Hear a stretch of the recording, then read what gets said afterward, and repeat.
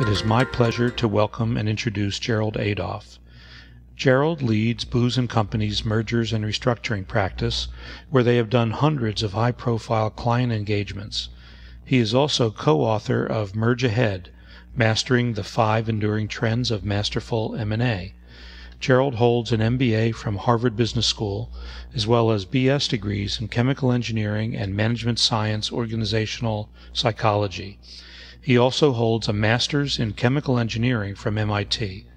Welcome, Gerald. Thank you for that introduction. In an earlier webinar, we talked about, from a Booz perspective, the 10 to-dos that we see for integration success. That is to say, during the integration planning phase, that period between announcement and implementation, what are the things that you have to have in an integration plan and in an integration planning exercise to know that you've got a robust outcome and something that will be successful? I'm not going to take time to go over those 10 today, but what I'm going to do, in keeping with the spirit of today's conversation, is to focus on program management and some of the elements within that we think are particularly important. There are a lot of things about program management that are standard practice. There are a lot of tools and techniques and things that will apply in any large project that will be useful in integration as well. But what I want to focus on is the things that are more integration specific in just a few minutes that I have. In program management, one of the biggest challenges that I have seen is finding the right balance. You want rigorous, detailed, understandable, transferable programs and projects and tracking at the end of the day, but how do you find the balance between that rigor and actually enabling integration teams rather than overburdening them? How do you actually get the teams to focus on the content, getting the right answer, doing the work that they need to do, and doing it in the right way, and having process support that and enable that, as opposed to process becoming a means in and of itself? How do we make sure that we have, as I said earlier, rigor and detail, but that detail is really information and is not just excruciating amounts of detail for detail's sake? I've often seen programs that try to capture every aspect of how a team arrives at an answer. On Tuesday, we are going to interview this person. On Wednesday, we're going to have a meeting, and on Thursday, we're going to produce a PowerPoint page. I'm not sure why, from a program management point of view, I actually care about all of that. On the other hand, documents that simply say, here are the top 5 things to worry about in culture, are far too high level and not terribly useful. What's the right level at which to run the program and the right level at which to do program management? Do you do program management at the team level and then do aggregation and roll-up, or do you do program management primarily from a central location? There are some obvious distinctions here when you're looking at geographically dispersed teams or teams in an integration where you have separate lines of business. But even within some more subtle environments, there are some nuances to where you put the emphasis of program management by level. To what extent do things need to be templated versus coordinated? A template, that being a form that we say, do it this way, fill this thing out, write in the blanks, send it in.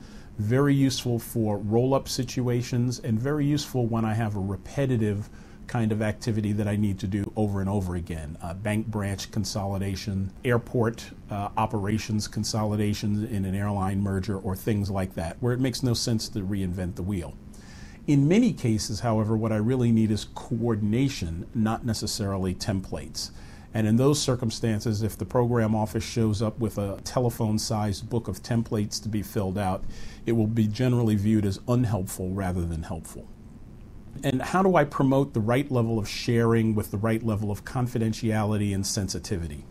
The more the teams can share with each other and the more the teams understand what each other are doing, where their thoughts are, what their emerging designs and hypotheses are, the more likely they are to make adjustments, find interdependencies, and arrive at a common integrated solution at the end of the day. On the other hand, there are some sensitivities around hypotheses. There are confidentiality concerns sometimes, even within the integration team. And the program office helping to find the right balance between those, we find to be one of the keys in success. I think that there are, moving to the last page, some lessons about all of this. If you are coming into a circumstance, I would suggest that you design your program management approach and your program office approach from the bottoms up. You really want to understand what is the natural work that teams need to do. How can I build on that natural work in a way that allows me to do the roll-ups and the gathering and the coordination that I need?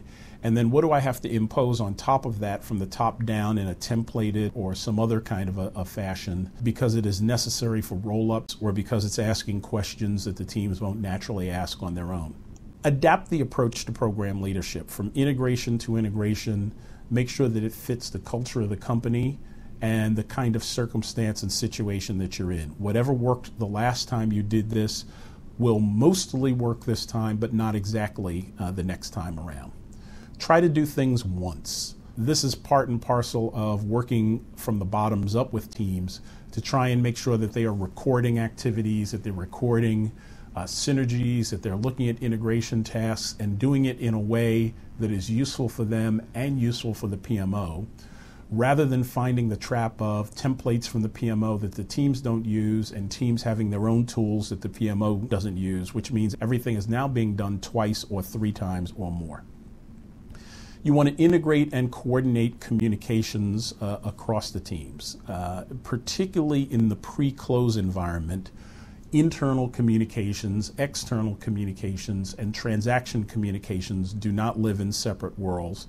And the program office has an important role in working with an integrated cross-functional communications team in bringing all of that content together and ensuring that you get the right messages out to the right people in the right sequence. Teams exist for a reason.